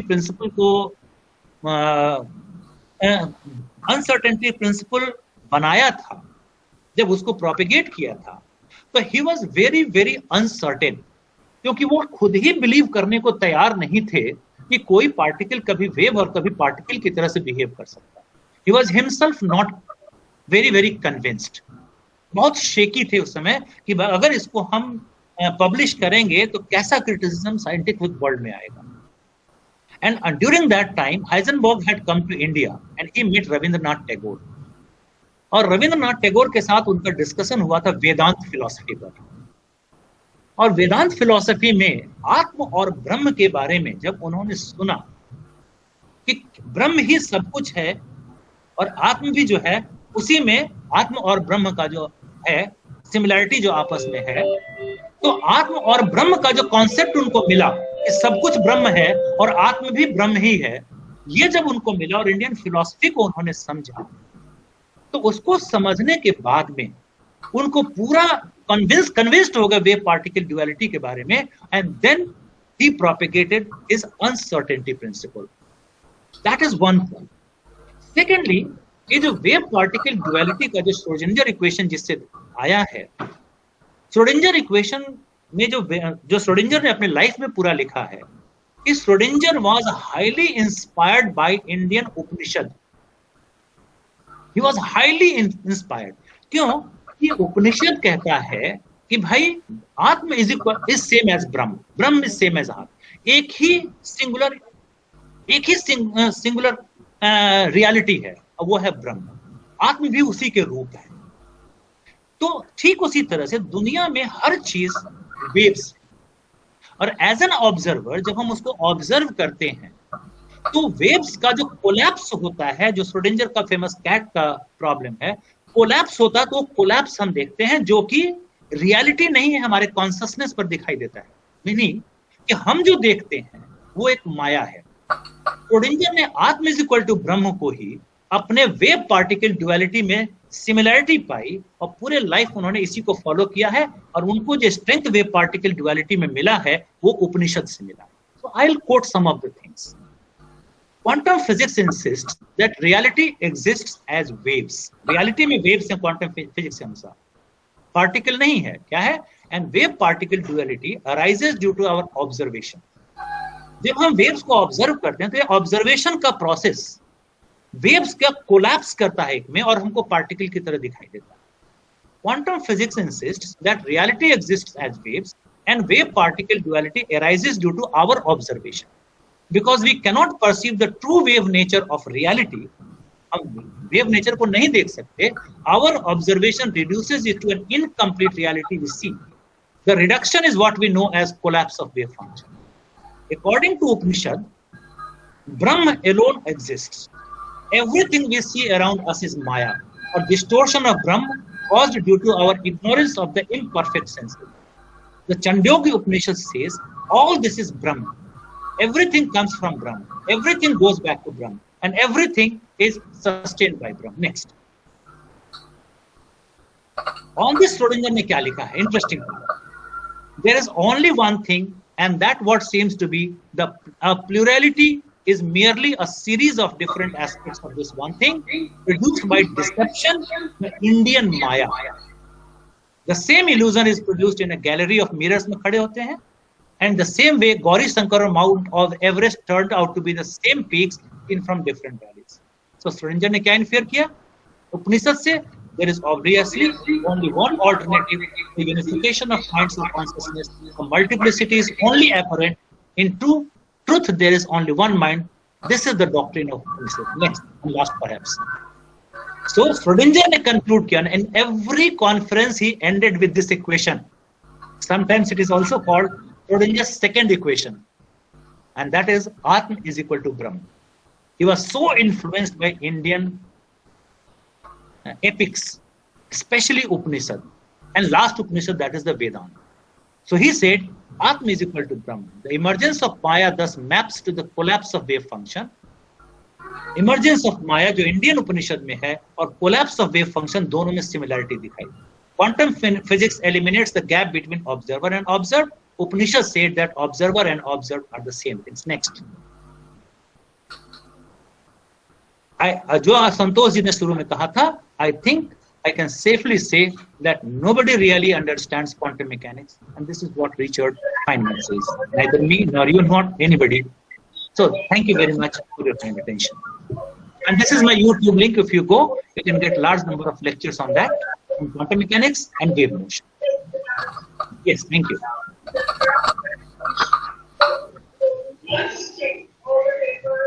Thank you very much, sir. This was really a very nice lecture, and we seldom listen such a nice lecture on quantum mechanics, relating the reality of our life to wave function and all those things, and relating it to Upanishad also. So this was really mind-blowing lecture. मैंने तो कुछ नहीं किया, ये तो जब आप Schrodinger के लाइफ के बारे में पढ़ेंगे, व्हाट इज लाइफ जी, आपको समझ में आएगा कि वो he was highly influenced by Indian epics, particularly Upanishad and last Upanishad, that is the Vedanta. मैं आजकल वही पढ़ने की कोशिश कर रहा हूँ क्वांटम मैकेनिक्स के साथ में, and it's really इतना अच्छा लगता है पढ़ करके. मैंने आपको जो बताया ना भी हाइजेनबर्ग के बारे में, अनसर्टेनिटी प्रिंसिपल के पर्चा को लिखने के बाद में पब्लिश करने से पहले ये 1000 थॉट्स करें कि नहीं, साइंटिफिक कम्युनिटी कैसे इसको एक्सेप्ट करेगी कि नहीं. And it was during that time only that he came across Rabindranath Tagore, और वेदांत फिलॉसफी पर पूरा डिस्कशन हुआ. तो उन्होंने ये देखा कि जो हम आज प्रोपेगेट करने जा रहे हैं उसका फिलोसफिकल थॉट पे इंडिया में पहले से है, तो हम क्यों डर. तो इंडियन फिलोसफी ने उनको स्ट्रेंथ दिया, उनको कन्विक्शन दिया कि वो जो जा रहे थे पब्लिश करने के लिए, that was quite in line with what Indians have already given. That is the beauty. और श्रोडिंगर का जो उपनिषद के बारे में आत्मा और ब्रह्म का जो आपस में रिलेशन है, जो वेव पार्टिकल ड्युअलिटी है, वेव्स ही पूरा एग्जिस्ट करते हैं. जब हम ऑब्जर्व करते हैं तो वेव्स का कोलैप्स हमको दिखाई देता है इन टर्म्स ऑफ पार्टिकल. सब कुछ ब्रह्म है, हम सभी जो आत्मा है, जो इंडिविजुअल सेल्फ है, वही है, अपने आप में कंप्लीट और वही है, एक ही चीज है. हम लोग अपने आप को अलग अलग देखने, हमारे लिए दुनिया अलग है, संतोष के लिए दुनिया अलग है, विभूति जी के लिए दुनिया अलग है. अगर हम इस चीज को माने तो सबकी दुनिया अलग है. तो लेकिन इंडियन उपनिषद क्या कहता है, सबकी दुनिया अलग तो जरूर है, लेकिन जैसे आत्मा ब्रह्म के साथ में जुड़ा हुआ है, वैसे सबकी जो अलग अलग रियलिटी है वो सब आत्म की तरह से है. ये इंडियन माया है और सभी उसी ब्रह्म से जुड़े. This is quantum mechanics and this is Upanishad, हमारा लाइफ का फिलॉसफी, जो हम लोग बचपन से महत्व नहीं देते हैं अंत तक, मरने तक. वो बाहर में देखिए कितने आसानी से इन लोगों ने ले लिया, और उसके उसी एक्चुअली ये भी कहना गलत होगा कि क्वांटम मैकेनिक्स सीधे सीधे उसको ले लिया गया और quantum mechanics is nothing but Upanishad, ये गलत बात हो जाएगी। सच्चाई ये है कि फिलॉसफी वहां से ली गई है। असल में क्या है कि पहले जो वेस्टर्न जो हमारा आज भी जो वेस्टर्न साइंस है, ये खास करके जो जितना भी अगर आप देखेंगे तो वो बिलीव करते हैं कि जो भी फिजिकल चीजें हैं, माइंड और बॉडी में भी कोई इंटरेक्शन होता है, कॉन्शसनेस और बॉडी में रिलेशन होता है, माइंड बॉडी प्रॉब्लम इसको कहते हैं। ये दोनों में जो आपस में रिलेशन होता है, इसको वर्ल्ड ने स्वीकार नहीं किया। उनका कहना है कि कॉन्शसनेस जो है या माइंड जो है, ये न्यूरोकेमिकल रिएक्शन का परिणाम है और इसको जो हमारा फिजिकली जो हैपनिंग होता है उससे कोई रिलेशन नहीं। इंडिया में वही जो हमारा जो अपना एपिक्स है, जो ईस्टर्न फिलॉसफी है, मिस्टिक्स है, वो कहता है कि हमारा बॉडी, सारा संसार हमारे माइंड, हमारे कॉन्शसनेस से कंट्रोल होता है। सो माइंड और बॉडी में रिलेशन है। और यही श्रोडिंजर ने कहा कि भाई वेस्टर्न जो साइंस है वो बिना कॉन्शसनेस के फिलॉसफी के अधूरा है, उसका लॉजिक इसके बगैर अधूरा है, उसको ये ले करके चढ़ना है, तभी हमारा साइंस कंप्लीट होगा। ये उन लोगों का विचार था। हाइजेनबर्ग इंडिया आए थे उनसे मिलने के लिए, रवींद्रनाथ टैगोर से। हाँ आए थे, यहाँ आए थे। तो he was very much influenced by the Indian philosophy of yes, actually he was very आप कह लीजिए कि he was not confident of what he was going to give to the scientific community in terms of, let us say, uncertainty principle कि a wave could behave like particle and particle could behave like waves। India में जब आए, interaction किया, तो यहाँ उनको पता चला कि इंडियन फिलॉसफी में ये चीजें पहले से थॉट में हैं। तो उनको कन्विक्शन हुआ, उनको विश्वास हुआ कि हम जो प्रोपेगेट करने जा रहे हैं थियरी, ये थियरी का मतलब गलत नहीं है, इसको पहले से ही एस्टैब्लिश्ड इंडिया में है। तो एक फेथ दिया उनको, एक स्ट्रेंथ दिया, एक कन्विक्शन मिला, and then he did it. हाँ चलो भाई, सही चीज होती है क्या हैं? स्पिरिचुअलिज्म जो साइंस और स्पिरिचुअलिज्म की बात लोग करते हैं, हाँ कोई पॉइंट हो जहां से स्पिरिचुअलिज्म स्टार्ट हो। देखिए, यही ना हम लोगों ने अपनी चीजों को खुद नहीं पढ़ा है। हम भी जान पाए जब श्रोडिंजर को पढ़ा कि अरे उन्होंने तो उपनिषद पढ़ा था, वेदांत पढ़ा था। काश हम पहले वेदांत पढ़ करके और तब श्रोडिंजर को पढ़ते।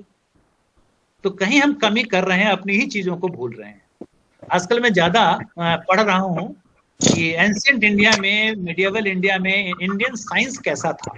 आजकल मैं उस पर फोकस कर रहा हूँ थोड़ा। वो जो हमारा जो सेकंड पार्ट है ना कि हम लोग को हिस्ट्री ऑफ साइंस में का इंडियन, अभी नहीं कहिए, थोड़ा मुझे मास्टरी करने दीजिए। अभी मैं खुद ही एक बड़ा छोटा सा स्टूडेंट हूँ उस पार्ट का।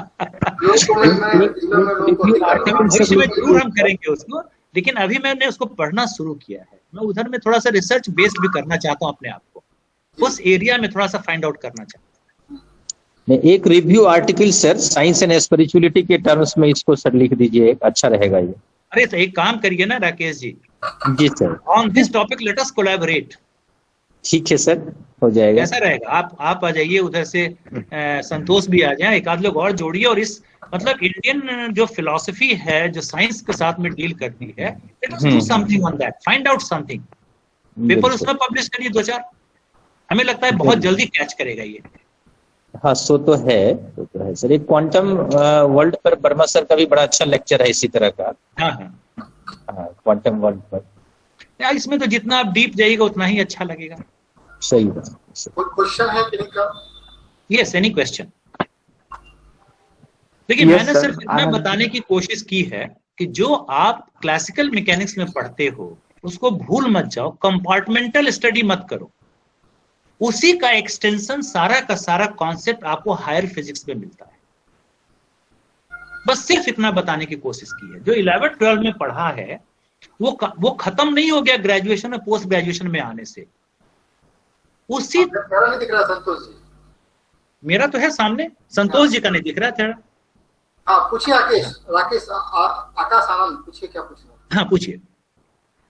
यस सर, वैसे तो क्वेश्चन कई सारे हैं, लेकिन अगर शॉर्ट में कहें 2 मुख्य क्वेश्चन हैं, एक सब्जेक्ट रिलेटेड और एक फिलॉसफी रिलेटेड।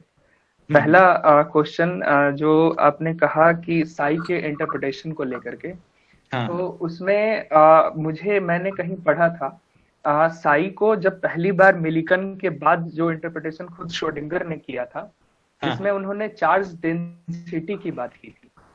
क्या किस चीज की? Charge density. हाँ साई ठीक। Is related with charge density. तो अच्छा सर मुझे ये नहीं समझ आया कि वो कैसे गलत है। इलेक्ट्रॉन जब मूव कर रहा है तो वो अपने साथ एक चार्ज ले करके मूव कर रहा है, हाँ तो चार्ज डेंसिटी के टर्म्स में क्यों नहीं हम उसे इंटरप्रेट नहीं, हम देखिए वो तो हमारी अपनी इच्छा है कि हम चाहें तो कर लें, बट जिसके लिए साई को इंट्रोड्यूस किया गया है, जिस तरह से क्वांटम मैकेनिक्स में साई का इंट्रोडक्शन है, वो साई का इंट्रोडक्शन चार्ज के रूप में अब नहीं रह गया है ना। वो एक पॉइंट ऑफ टाइम में ऐसा सोचा गया होगा, बट फाइनली जब थियरी डेवलप होकर के आई है तो उसमें साई को डायरेक्टली उसको लिंक किया गया है to the probability of locating the particle, not to the charge. गौर करिएगा, तो probability of locating the particle at XYZ in space at the instant of time t, ठीक है, ये इसके साथ उसको एसोसिएट किया गया है और इसी को से वो डील हो रहा है। अब पूरा क्वांटम मैकेनिक्स साई के इसी डेफिनेशन पर चल रहा है। तो हम इंडिविजुअली उसको भले कर लें, but that will not be in terms with the general reference of psi that the scientific community is dealing with. ठीक है ना, आपने पढ़ा होगा at one point of time it may be होते, लेकिन हिस्ट्री तो हिस्ट्री हो जाती है। जब कोई भी चीज जब आप शुरू में इंट्रोड्यूस करते हैं तो कई चीजें उससे निकल के आती हैं, एंड फाइनली जब आप उसको कंक्रीटाइज करते हैं, एक शेप देते हैं, तो जो शेप देकर के आप प्रोपेगेट करते हैं, पब्लिश करते हैं, लोग एक्सेप्ट करते हैं, वही चीजें नॉलेज कहलाती हैं। तो जो नॉलेज दिया गया है वर्ल्ड को about Sai in the quantum mechanics is that psi is the probability density of locating the particle, probability density of locating the particle, not of the probability density of charge. Of course you may, no doubt. Yes. Okay sir, मैं इस पे और कहूंगा। Sir दूसरा philosophy को लेकर के कुछ अग्रीमेंट और कुछ डिसएग्रीमेंट के साथ है। देखिए आप बताइए। यस सर, आप बताइए। जैसे आपने बात करी कि बॉडी और माइंड के रिलेशन की, उसमें आपने ये इंटरप्रेट किया कि माइंड प्राइम होगा, बॉडी यानी कि मटेरियल उसका एक एक्सटेंशन है। नहीं, मुझे ऐसा ये मैंने नहीं कहा, ये मैंने नहीं कहा। आत्म और ब्रह्म के लिए मैंने कहा है। माइंड और बॉडी एक अलग प्रॉब्लम है। माइंड बॉडी प्रॉब्लम में वेस्टर्न साइंस में बॉडी को इंपॉर्टेंस दिया जाता है, माइंड कंट्रोल करता है बॉडी को, इसको नहीं। वहां पर माइंड को या कॉन्शसनेस लेवल जिसको कहते हैं, उसको ये लोग सिर्फ एक न्यूरोकेमिकल प्रोसेस मानते हैं। माइंड को वो लोग, तो कॉन्शसनेस को वो लोग एक बड़े का पार्ट नहीं मानते हैं, जो हम लोग इंडिया में ब्रह्म और आत्म का रखते हैं। आत्म मतलब हमारा इनर सेल्फ, हमारा सोल, और ब्रह्म का मतलब है जो यूनिवर्सल, जो सिंगुलर रियलिटी है, बड़ी रियलिटी है, और हर आत्म जो है वो भी ब्रह्म है, वो एक अलग चीज हो गया। ठीक है ना। तो यहां पर जो कॉन्शसनेस है उसको बॉडी के ऊपर मतलब बढ़ोतरी नहीं दी गई है, वैसा नहीं कहा गया।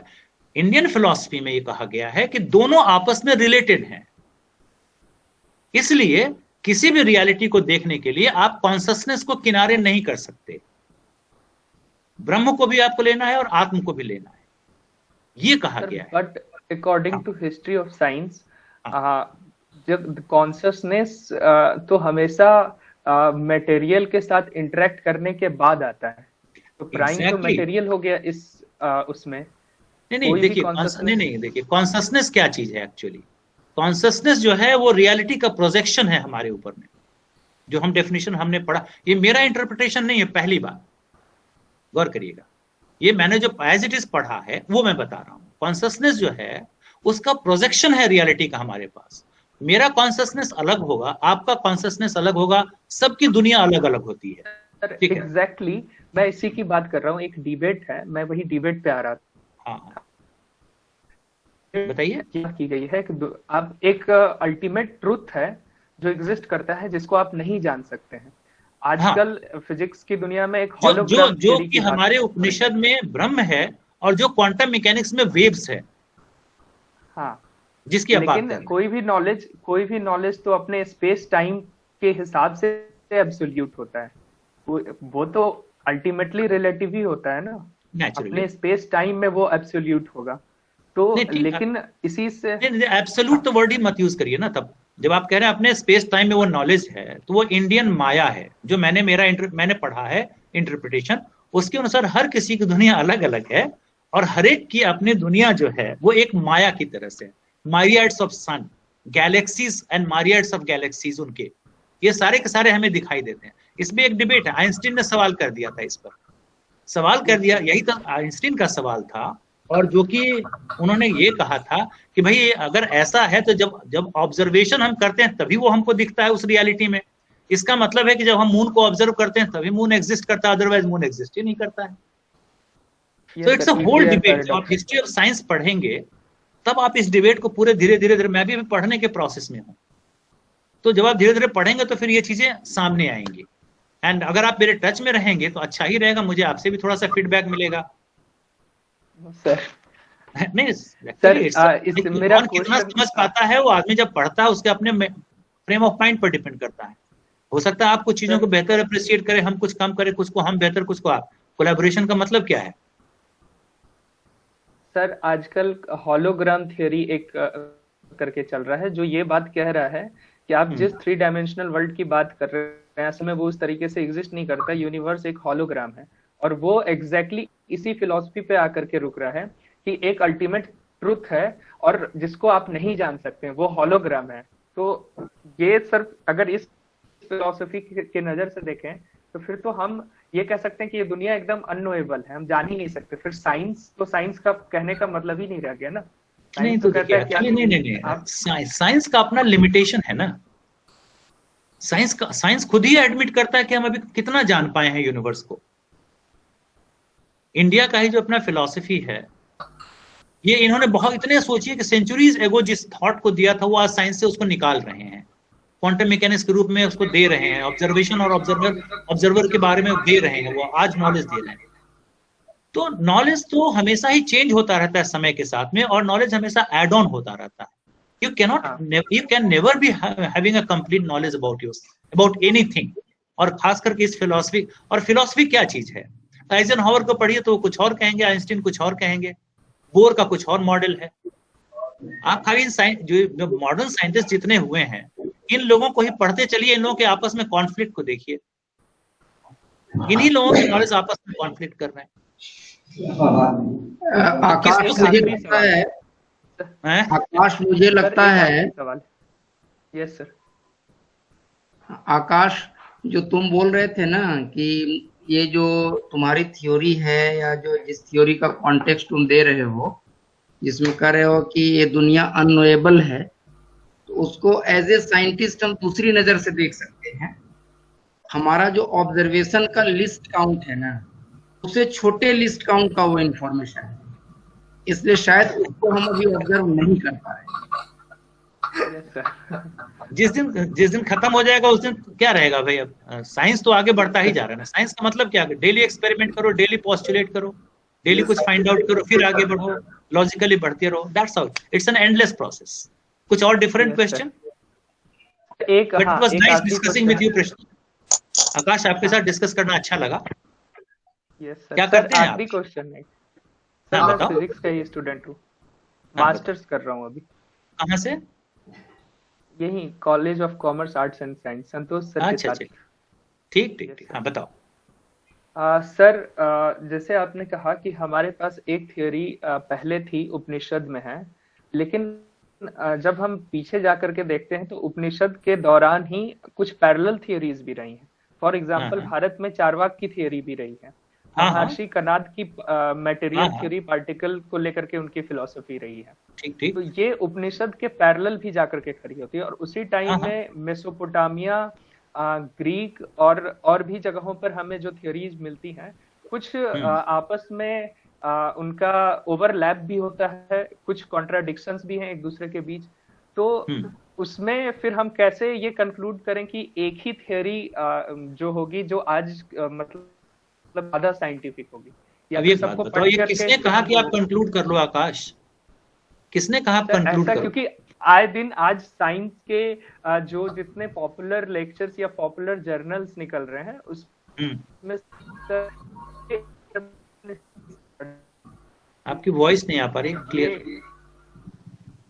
हेलो सर, अभी हाँ।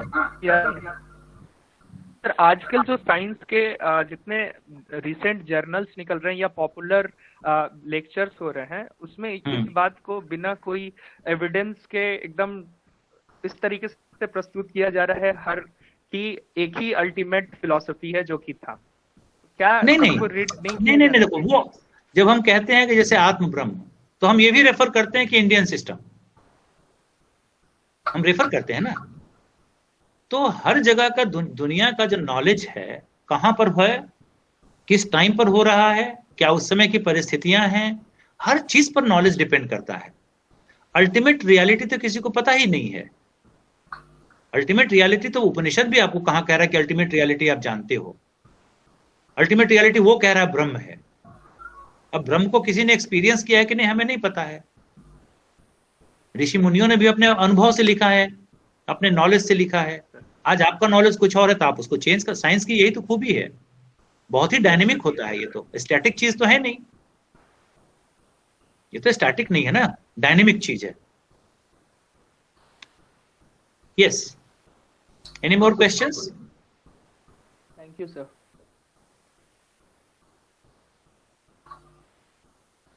और कोई क्वेश्चन? एक्चुअली बाद में जो मैंने टच किया उसी पर ज्यादा डिस्कशन हुआ। शुरुआत में जो मैंने किया है, ये बताओ आकाश, शुरू में जो मैंने रिलेट किया क्लासिकल मैकेनिक्स को क्वांटम के साथ में, वेव इक्वेशन, वेव फंक्शन, ये अप्रिशिएट किया आपने बेहतर, ये समझा?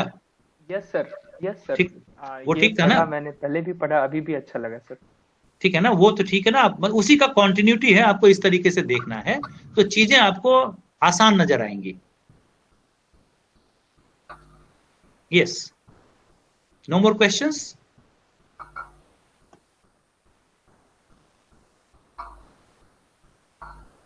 शायद क्वेश्चन नहीं है। और संतोष जी ठीक था? आप म्यूट हैं संतोष। बहुत जबरदस्त था सर, मजा आ गया। मैंने बस कोरिलेट करने की कोशिश किया, थोड़ा सा एनिमेशंस भी डाला है। जी जी जी, बहुत बढ़िया। बीच में 5-7 मिनट में डिस्ट्रैक्ट हुआ था, वो उधर एक हम लोगों की अपना IAPT वाली HC वर्मा सर की भी मीटिंग चल रही है, उसमें भी कनेक्ट हो गया था बीच में, वो 5-7 मिनट का डाइवर्सन, लेकिन मजा आ गया सर, रियली। ठीक है। नहीं, हमारे सारे के सारे मैंने एक्चुअली स्पेशली खास करके 11th 12th और ग्रेजुएशन के बच्चों के लिए वेव्स पर जो बनाया है ना, उसको बच्चे जरूर देखें, क्योंकि बच्चों का जनरली PG भी कर जाते हैं और वेव्स उनका क्लियर नहीं होता। ये मुझे बड़ा खराब लगता है। चलिए ठीक है, अच्छा रहा। कॉलेज के बच्चों के लिए भी। हाँ, लेकिन एक आज जो मैंने आपका लेक्चर सुना तो उसमें ये मालूम चला कि कहीं तो पॉइंट है जहां से स्पिरिचुअलिज्म निकल सकता है। बहुत बार सुनने को मिला है कि साइंस एंड स्पिरिचुअलिज्म पॉइंट कौन सा है। तो आत्म और ब्रह्म की परिकल्पना आपने बताई, और शायद हाइजेनबर्ग का भी आपने बताया कि उनकी मीटिंग हुई थी रविन्द्रनाथ टैगोर से। और वो बहुत इन्फ्लुएंस थे। तो बहुत इन्फ्लुएंस, मतलब बहुत सारे वेस्टर्न साइंटिस्ट हैं जो इंडियन मिस्टिसिज्म, आप एक किताब है ना Fritz of Capra, Fritz of Capra की किताब है, उस किताब में उसने बहुत कुछ, मतलब ईस्टर्न मिस्टिसिज्म और मॉडर्न साइंस के बीच काफी कुछ रिलेट किया है, काफी कुछ उन्होंने भी चर्चा की है। उनके आने की, यहाँ पर हाइजेनबर्ग के इंडिया आने की चर्चा की है, उस बुक में भी चर्चा है। ठीक है, 5:30 भी होने वाला है। राकेश जी कुछ कहना है आपको? नहीं? हाँ मैं हूँ, अब खत्म किया जाए। यस यस, तो ठीक है। राकेश जी से वोट ऑफ थैंक्स करवा लीजिए। आप सर को वोट ऑफ थैंक्स, इतना अच्छा सर ने हम लोगों को साइंस, स्पिरिचुअलिटी सबसे जोड़ दिया और कॉन्शसनेस लेवल को सर ने बढ़ा दिया।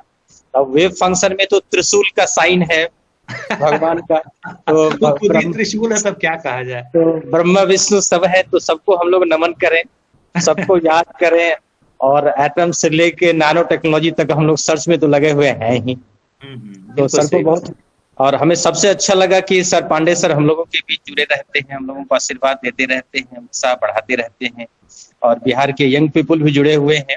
और सर मैं शुरू में लिस्ट देख रहा था, करीब जो 22 लोग थे उसमें Veer Kunwar Singh university, Bihar university, Bhagalpur, Munger university, कुछ बेगूसराय, सब जगह से लोग थोड़े थोड़े जुड़े हुए थे सर। देखिए हम अगर और कुछ नहीं कर सकते हैं तो उधर मैं अपने जो भी मेरे पास नॉलेज है उसको ही कम से कम वहाँ के बच्चों में स्प्रेड कर दें, तो क्या उसमें बुरा है। हम तो यही चाहते हैं कि वहाँ के बच्चों के साथ इंटरेक्शन हो, उनमें जितना भी नॉलेज स्प्रेड कर पाए। हाँ, हम ये चाह रहे हैं। वो ठीक है। आजकल दो बात और भी है कि लड़के सीखना भी नहीं चाहते हैं, कम लोग आते हैं, कम लोग। देखिए एक बात समझ लीजिए, 40 की अगर स्ट्रेंथ होगी संतोष जी की, आपके क्लास की 40 की स्ट्रेंथ होगी, उसमें एक भी अगर ढंग का फिजिसिस्ट बन जाए तो संतोष जी का क्लास लेना सफल हो जाएगा। ये बिल्कुल यही होता ही है। 40 को तो हम माइनस करके चलते हैं। अरे दुनिया का उसमें से एक जो हो बस हम उस पर टारगेट करते हैं, क्योंकि फिजिसिस्ट तो एक ही को बनना है उसमें से, बाकी सब तो अलग अलग नौकरियों में जाएंगे। क्यों राकेश जी? जी सही बात। बाकी सब तो हम तो उस एक बच्चे को निकाल लेना। हाँ, जब वैसे आप भी इस तरह के लेक्चर्स देते हैं तो वो बच्चे आपसे जुड़ जाते हैं जो वाकई में उस चीज को फॉलो करना चाहते हैं, उसको परसू करना चाहते हैं। तो हमारी खोज वो है। वैसे भी अपनी जीविकोपार्जन के लिए कुछ भी करना है सभी बच्चों को। दुनिया का इतिहास तो हमेशा वैसे 5% लोगों के कारण ही होता है। बस बस बस बस वही वाली बात है ना। 5% लोग अच्छा निकल जाए तो वही काफी होता है, देश उसी से चलता है, समाज। उन बच्चों को निकालना है ढूंढ के जो फिजिसिस्ट बन सकते हैं, है ना। दूसरी बात, क्वांटम साइंस सब जगह है, केमिस्ट्री में भी है, इंजीनियरिंग में भी है, हर जगह है ना। अभी कॉग्निटिव साइंस जो सब्जेक्ट आ रही है, कन्वर्टिंग साइंस, कन्वर्टिंग टेक्नोलॉजी, सब जगह क्वांटम साइंस, सब जगह पर क्वांटम, बिल्कुल सही। This is the multi disciplinary subject, सबको जरूरत है ना। तो सर को बहुत बहुत धन्यवाद, हम लोगों का उत्साह बढ़ा सर आपकी उपस्थिति से, आपके लेक्चर से। हम लोग इसको थोड़ा सा वेबसाइट पर भी इसको डाल देंगे विभूति से। श्योर श्योर, है ना। और इसके बाद जो ये है वेबिनार है, वो उसमें उसके मेन वक्ता है वो मैं ही रहूंगा। नाम है electronic system design and manufacturing. Kit कैसे बनाते हैं, पीसीबी कैसे बनाते हैं, वो लोगों को सिखाएंगे। इलेक्ट्रॉनिक किट कैसे बनाते हैं, बहुत वो नेक्स्ट सैटरडे वो होगा। अब 2 वीक्स पे होता है। अरे 15वां दिन जो होगा वो उस पे हम लोग बात करेंगे। ठीक ठीक, चलिए sir, thank you all of you. Okay, thank you सभी लोगों को thanks sir. Have a nice time. और ये कारवा चलता रहे सर। बस चलना चाहिए और सहयोग प्राप्त रहे। बिल्कुल बिल्कुल रहेगा। Okay sir, 100%। धन्यवाद। Okay, bye.